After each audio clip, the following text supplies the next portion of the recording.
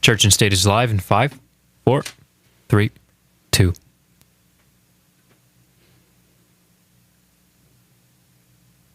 Councilman Caleb Collier says that this proposal is meant to protect their Second Amendment I'm rights. proposing that the city of Spokane Valley issue a proclamation stating that our city is a Second Amendment sanctuary city.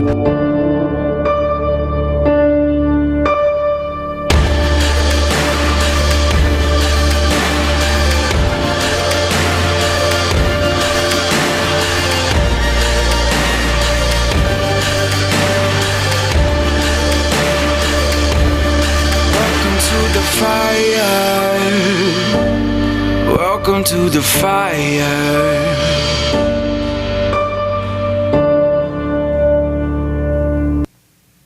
Today on Church and State, we discuss Salvador Ramos and the Texas school shooting. And we also discuss, would it be beneficial for teachers to actually open carry in schools? Plus, local governments are coming after your firearms. Hello, Christian Patriots, and welcome to Church and State, where we strive to plug you into the pew and plug you into politics. And I'm your host, Caleb Collier, and with me, as always, Pastor Gabe Blomgren. Well, welcome to Everything 2A. This is the Second Amendment edition of Church and State. We're going to cover all things Salvador Ramos related. We're going to spend a lot of time in that.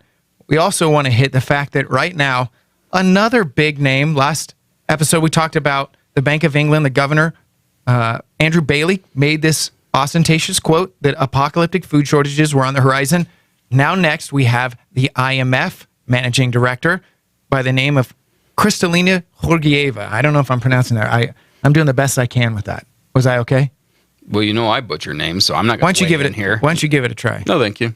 Okay, well, she directs the IMF, which Caleb and I are not a big fan of. There's nothing really good about the International Monetary Fund, but she went out on a leg and said this.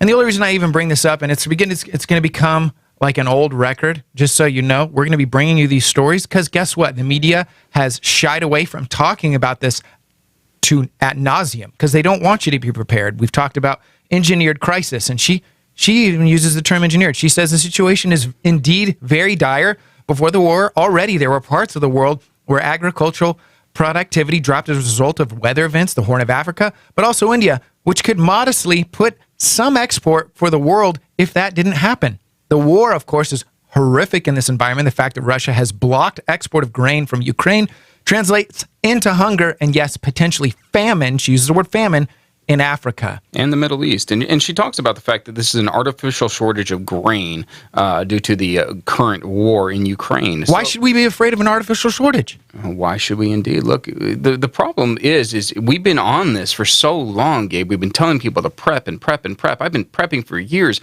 My family, my extended family, thought I was the weird guy because for Christmas and my birthday, I would ask for storable food and prepping items. That's what he asked for Christmas. I did it all the time. Prepping items. And here's his mom can verify.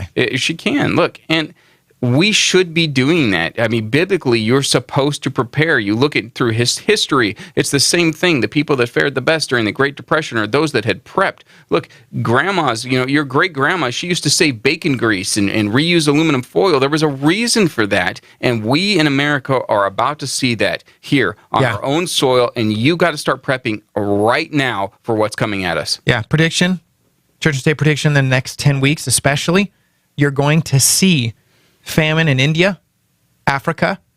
There's also been rumors of Bali and other nations, Middle East. So that's going to become more prevalent. That's what you're going to hear first. It's not going to hit home immediately. You will see prices start to go up, commodities go up. So anyway, let's talk now about Salvador Ramos. I think I pronounced that right. Yeah. This individual is such a sick example of the left, really. This guy, from what I've seen online, he appears to be a hardcore leftist. Obviously, a sick individual who has been, really, there's no real other way to put it. Look, this is a Christian show. This guy has been influenced by Satan. I mean, when you go into a school and kill a bunch of little kids, you are influenced by Satan. You can call it a mental health issue. The reality is this guy was satanic. Yeah, absolutely. We see his diatribe to an Instagram friend saying that he's about ready to do something that's big. He started off by killing his grandmother and then drove over to the school and attacked little children, the most innocent upon us. And obviously, when we talk about this one all the time, the scripture, the millstone around his neck, this guy is right now facing judgment due to the fact that a Border Patrol agent is actually the one that shot and killed him. Yeah. Let's get up, Travis, if you could put up the image of him that's been floating around the internet. He reminds me. Is it the one you have up on your Yeah, it's up right now. Yeah. Well, it's not staying live. Anyway. He looks Hispanic, not going to lie. Well, with that name, you have to assume. Yeah, of course. But, your wife is Hispanic and, your children are Hispanic, but you never know what somebody's going to look like. So we know that he was bullied, and this was brought up all over Instagram. This was brought up all over the internet. This kid was bullied. Yeah, and we he came hear from a poverty-stricken family. They Yes. fought him for that. Yes, and that's what I find very interesting. Kayla, how much do you think an AR costs? Especially, fully loaded, nice sights. Well, I mean, we both know they're pretty expensive, and especially if you get into the optics. I mean, you can spend a pretty penny on firearms, obviously. Yeah, he is claiming, or not he. This is post-mortem, but a lot of people are saying this is an individual who was very broke. But he came, and the proof is in the pudding. He purchased the firearm on the 17th, and then I believe he purchased the other one. And I don't know if you can see these items, Travis. These are expensive firearms. They are. Okay, that sight right here, just zooming in on it, that's an EOTech. Okay, that is an expensive sight. That sight alone is $800 to $900. Okay, and these firearms, I'm looking right now at about $3,500 worth of equipment. Find it very suspicious that he would get these items literally only a few days before the 24th. Now, he did have a job at Wendy's, and his coworkers were actually afraid of him. They said he was very aggressive. So he was making some money, so he could potentially have saved up and bought these two firearms. That is a possibility, but it is suspicious, being that, he lived with his grandma, I believe, killed her before he went over here. So the guy was not rolling in dough, that's for sure. So number 2 out of our points, he was aggressive. His coworker said he had an aggressive streak. The article that we're using as reference, and isn't this a creepy picture? It literally looks like he has a halo behind him. Yeah. That is a really dark picture. Dark angel, maybe, yeah. So number 3, he sent pictures of his firearms, slowly dropped out of school after being taunted over his closed family in poverty. Very, very interesting. Are you following number 4? Do you got number 4? Yeah, and we brought this up. There was a Border Patrol agent that killed him. Which hats off to the BORTAC. Had a troubled relationship with his mother. I mean, this is all the typical things. There's another thing that we haven't been able to confirm here, Gabe, but there are a number of images that really look like him. When you look at an individual to ensure that this isn't, not him, not a fake photograph, whatever it is, you really look at certain things, his hairline, his nose, his ears, just to ensure that the individual is in fact in that picture. But there are some pictures that have been thrown out there that show him with a transgender flag. There's some pictures of him dressed up as a woman, and there are rumors online right now that we cannot confirm, but we are going to try to address this story a little bit later, that he was a transsexual activist. Yeah, that quickly was thrown out there, and I think that was all obfuscation, but we don't know for sure. Could or not be. Number 5, a friend described how Ramos once cut up his face with knives over and over. This is a very, very disturbed individual. This is where I believe we can say that this attack had supernatural, and you would agree on this, Travis, one of your heroes in the faith, I believe his name's Isaiah Saldivar, does a lot of rebuking of demons, and there's an anger, territorial spirit that is on the loose right now. What are your thoughts on that? Yeah, well, here's the deal. When we as Christians step into our calling, we spiritually mature, we press into the Lord, we can minister to people like this. And this is the kind of thing that, frankly, the church can prevent. Without a doubt. I mean, even biblically, when I look at this bullet point right here, I remember when Jesus had an individual that was brought to him that was literally throwing himself in the fire. He was having seizures and throwing himself in the fire. That is what demons do to you when you actually allow them to take control. Okay, they don't love you. A lot of people get into this because they don't feel powerful. And this is that type of individual, right? He's been picked on in school. He wants to feel powerful, so he opens the door, the doorway to demonic activity. It makes him feel powerful, but the demons despise that human being just as much as they despise all human beings. So this individual is cutting his face. The individual in the Bible is throwing something in the fire. They hate these fallen angels. They hate mankind. Listen to this. A friend, of Ramos, Santos Valdez Jr., 18, he told the Washington Post in an incident where Ramos had scratch marks across his face. He initially said that they were caused by a cat. Then he told me the truth, that he had cut up his face with knives over and over and over.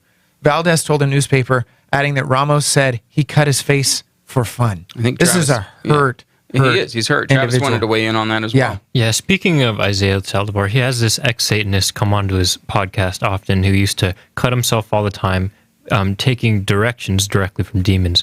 They do this because the shedding of blood can constitute a covenant with a demon, and the place in which you cut your body, according to this ex-Satanist, is literally where demons enter a person's body. Yes, that is so true. Blood is a gateway. You can always mark this. Blood is a gateway. Violence is a gateway. So this young man had opened up numerous paths, and it did not help that he was bullied. And I do say, Caleb, I agree. Where was the church in this? Was there not one youth group member in that school who could have seen? I know we all say that, but this, was there not one Wendy's employee who could have reached out in love? Anyway, I wanted to show you, Caleb, and tell me what you think. Does this look like the same person? Yeah. Go to the NDI. The ABC affiliate has been accused of altering Ramos's face to look more Caucasian. I would say the individual on the left, and for our radio audience, there's two images, both of Ramos. One is the actual image of him, the one on the right here that I'm looking at, and the man is clearly Hispanic. But the one that they altered here, there is no doubt about it. That individual looks very Caucasian. So they're trying to push that narrative. Look, they're retracting this, and of course they're trying to deflate this story. But this was a tweet that went up. They're really trying to backpedal this when it initially came out. You're going to hear all kinds of people say that this was a fake. And the fact checking right now is so difficult because a lot of times they retract stuff really quickly. But I just think this was an intentional divide from the beginning. Once again. So, now, Caleb, there's some interesting conspiracies that are occurring through this shooting, and that's one of them that you bring up. But here's another one that somebody actually sent to me, a member of our church sent to me, which I did find fascinating. Okay, we've got a Texas School Board Association is breaking from the national group over a letter requesting help from Biden administration. So what happened here? The National School Board Association asked the Biden administration to send in the National Guard to school board meetings. Okay, literally asking the Biden administration to send in military at these school board meetings where parents are visibly upset. They're done. Why? Because of what the schools are doing. Look at how corrupt the public education system is. Look at what they're doing to their children through CRT and CQT now, and these library books where they're teaching on homosexuality, and that's actually light compared to what they're now teaching kids. All right, so yeah, the Texas School Board got sick and tired of this. The parents got sick and tired of this, and they moved to break. Well, when did this all come out? It came out on Monday. And a day later, not even a full day later, we've got the Texas school shooting. This is interesting. Look, I'm not saying anything that this was an engineered school shooting. I'm not doing an Alex Jones with Sandy Hook. What's funny, though, listen to the letter. It says in the letter's final version, the national group asked Biden officials to investigate threats against school board members by people who attend school board meetings as domestic terrorism. Which is what Biden has been calling us. Yes. He literally said that from the White House. This is very interesting. It is. And then we just days later. What? Not even a day later.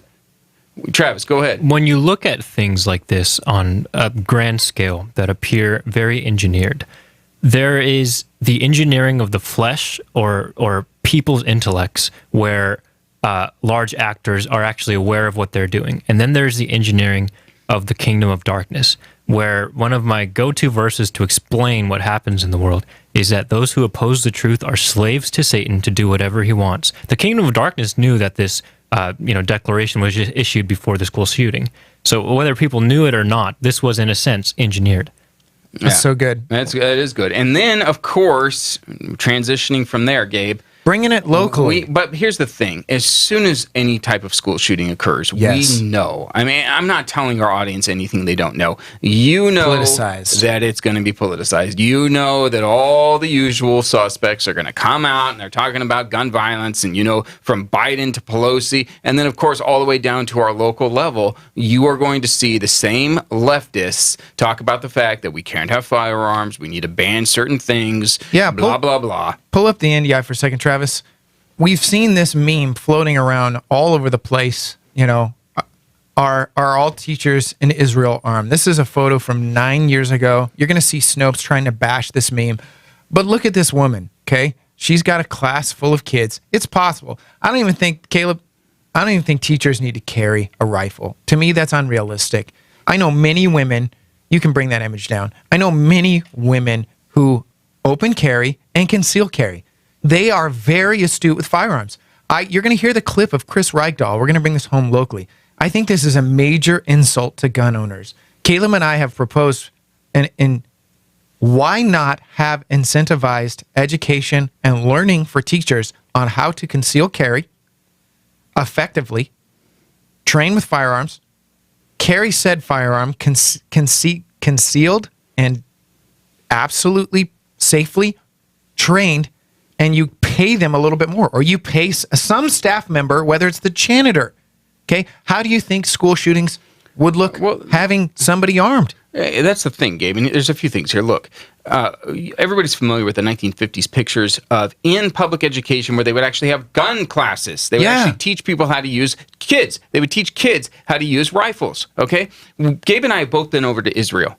All right, and there are firearms everywhere. I'm telling you, you can see a guy and a girl out on a date going to a movie, and they both have machine guns slung over their shoulders, okay? And it is very safe around those types of people because they've been well-trained, they know how to use them, and they're not going to take them out and just start blasting. And the people that do things like that are immediately, they meet their maker in quick fashion. That's what occurs here, okay? But, of course, Chris Reichdahl. He has to weigh in. And this guy is such a loser. I'm sorry. He is. You can bash me for saying that if you want, but this guy is a radical leftist. He's pushing the Marxist agenda on your kids, and now, of course, he's going to use a tragedy to come after your God-given rights to own firearms. Listen to his audio, and then let's weigh in. There's no way that you're going to ask a fourth grade teacher to suddenly respond and take down an active shooter with any reasonable expectation that's going to happen well. What will happen, though, is those guns will sit in schools and get used and abused and unfortunately stolen in exponential ways compared to the probability. Cause more fear. It creates more fear. Reichdahl believes schools are... Let me ask you a question. You and I both carry firearms all the time. All the time. All the time. How many times when you are out and about, or maybe you come to the school or wherever you are, and you just leave your firearm just sitting out there? Isn't it always on your person? Yes. Always on your person. So how is that possibly going to be taken from you at the school? How is a student, how is anyone, for that matter, going to be able to take your firearm He's from making it something to where, you can pull that down now. He is making it as if these are things like a broom in a broom closet. No, these are something that needs to be on the person at all times. This is not something that should be in a janitor's closet. This is not somebody, I would even actually like the idea of the principal carrying.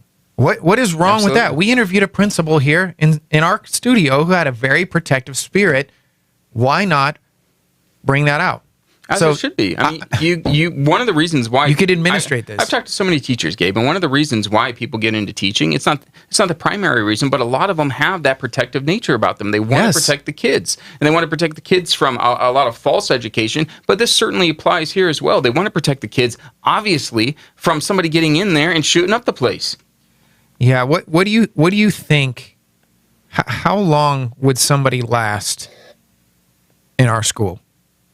The senseless tragedy in Uvalde. From if they came in here trying to do something? Yeah, they wouldn't even get in the door. And to me, that shows that love isn't just passive. Absolutely Agreed? not. I completely agree with you on that one, Gabe. Love is not just passive. You cannot have somebody... Look, this idiot, Ramos, had a rifle on him when he entered into the school. You try that around here, you're not going to make it through the door. No. You've got a rifle, you're trying to come in, you're going to get shot right in the parking lot. And that is an act of love. And you can tell me Quote I'm completely wrong on there. Defending your But you know what? family That is loving. absolutely an act of love. Not just defending your family, defending innocent blood. Protecting the children is an act of love, even if it means taking a life. Well, I want to play this clip before we move on, just because this young girl, Ellie Ramos, 10 years old, was quoted in saying No relation to the shooter. Yeah, Ellie Garcia, excuse me. She is quoted on saying this literally days before the event. This is precious. Hey guys, I just want to give you a little touch up. Jesus, he died for us, so when we die, we'll be up there for him. In my room, I have 3 pictures of him. Isn't that awesome? That beautiful little girl who had her life taken from her, but she is with the Lord. She gets it. She does. That is honestly, it's heartbreaking, but it warms the spirit to know that precious little child, and honestly, all of them are of that age anyway, Gabe. They're all with Jesus now, every single one of them. It's just absolutely tragic. Returning back to what we're talking about, we're seeing in the city of Edmonds, somebody wants to do the exact opposite of what you were trying to do on the city council. Caleb, back in the day, tell us what you were trying to propose and now what the city of Edmonds is doing. They're trying to usurp legislation and enact their own laws, forcing people to lock up their firearms, meaning they're going to check in on you if you don't have the proper storage. They have the right to come in your home and take away your firearms and that kind of thing if you do not have proper storage. So anyone who listens to the intro of the show sees that back when I was a city councilman, I tried to make the city of Spokane Valley a Second Amendment sanctuary city. This happened all the way back in 2016, and the reason why I did it is because the Attorney General at that time, Bob Ferguson, was doing the exact same thing here. He wanted to remove high-capacity magazines. He was talking about assault weapons, whatever that may be. And so I asked for a resolution declaring that Spokane Valley was a Second Amendment sanctuary city. Look, we should continue to do just that. Anytime that they use a tragedy like this to try to take away our God-given rights, we need to push back to an extreme level. And a Second Amendment sanctuary city is not all that much extreme. Here's the thing. It's still on the books. Spokane Valley, here's a call to you and a call to our audience as well. That resolution is still on the books. They could vote on that at the next city council meeting. Why doesn't our audience call and encourage Spokane Valley to do just that? I would love to see that resolution actually come about. It's funny, they complain about this legal term, which you know more about than me. It's called preemption. Okay. In a written response to this Texas shooting, the Seattle mayor, Bruce Harrell, called for a repeal of the state's ban on preemption on gun laws. Why? Because he wants to preeminently act on these gun laws. You were wanting to set in stone for the city of Spokane. No, we will have a protected city. He's wanting to do the same thing, but it's different. They now want to clearly start legislating past the state's current legislation. And you know what? It's worked in other places. In Colorado right now, we were watching it. We're not going to make you go through it. But in a city in Colorado, they have in their city limits, Caleb, banned assault rifles. You may not open carry. You cannot possess an assault rifle. That is when a mayor takes their role citywide and usurps state legislation. Yeah, and see, typically, it's an interesting argument that the left is currently using here, all right? So they're saying that Washington and even the federal level as well has got their hands tied. Now, typically on this show, you're going to see us encourage local government to push back against overreaching state and federal governments, okay? But here's the problem. They're using this. They're saying cities and towns across our state need to have the freedom to enact laws that reduce gun violence, a.k.a. they want to take away your guns from you. Here's the problem, all right? And people would use what I tried to do in Spokane Valley and say that it's the exact same thing. It's just opposite sides of the coins. Here's the difference here. God-given rights, okay? No human law can ever supersede our God-given rights. No. I will die on that hill every single time, all right? Our founding fathers understood it. It is biblical, okay? You cannot, and abortion is probably the best example of this. We have a natural right to life. God gave it to us. Absolutely. Government comes in and says you can kill life. You can abort babies. Okay? It does not supersede God's laws. We have a natural God-given right to have firearms, to have weapons. Yes. All right. And any time, whether it be national, state, or local, attempts to take that away from us, then we must do everything within our power to oppose that. And don't get lost in the argument of capacity. Don't get lost in the argument of semi-automatic, because these firearms now, they've already limited us to not be able to use fully automatic. That's a huge limitation. Caleb, you were in the Marines. You shot fully automatic weapons. There's a huge advantage to criminals and to certain members of foreign militaries and law enforcement. They have a huge advantage, okay? We don't have that advantage. Don't get lost in those arguments. The big, black, scary gun is not scary. Here's the thing on that as well, Gabe. If you're not trained, look, people see the movies and they're like, fully auto, you just point and spray. Yeah. If you are not properly trained, it's actually better to have a semi-automatic versus an automatic weapon, because you are going to miss more with an automatic weapon than you ever are with a semi-automatic weapon. So true. So true. Well, we only got a few minutes left. I wanted to really hit one of our sponsors. And then, Travis, if you could hit on the screen for a second. Those of you, jump on to Twitter, look up Church and State, find us there, subscribe. We're also on Truth Social. If you look up Church in State, okay, look it up. You'll find Caleb and I, but of course on Twitter, which we still don't know if Elon Musk is going to purchase. I really don't care, actually. But for now, we are triggering people on Twitter, so you might as well follow us. Lastly, Caleb, subscribe to Epoch Times. Absolutely. One of the great things that we here at Church and State have is we have a code you can insert. Try it for a month. We want to tell you, try it for a month. It's only $1. Okay, just do 1 month. Okay, when that month gets up, it'll be canceled. Okay, it's not going to get charged to your credit card. You'll get notified before you go on to the full year. A full year typically is how much, Caleb? I don't even $99. $99. $99. But when you type in Church and State, that promo code brings it down. Hefty amount. I believe it's $77. Get you all the full articles. Caleb and I, you can pull off of that now. Well, Caleb and I use a lot of Epoch Times to get prepped. A lot of people ask me all the time. They ask you all the time, where are you going to get your news? It's the Epoch Times is one of the best out there. They have a long history of exposing fraud, pushing the truth agenda. And so if you're not reading it and you're still on the mainstream media, well, you're getting a biased opinion. They're pushing you the direction of the left. Why not read something that is actually focused on the truth? And if you like this show, it's going to help us as well. Look, we're growing at an incredible level. Our production level is going through the roof. And we need the help. We need to pay Travis. He's a good-looking guy. Absolutely. Okay, he needs money. He needs money for razors and stuff like that. For his leg hair. All right. Hey, we're out of time. Church and State is sponsored in part by On Fire Ministries and Understanding the Threat.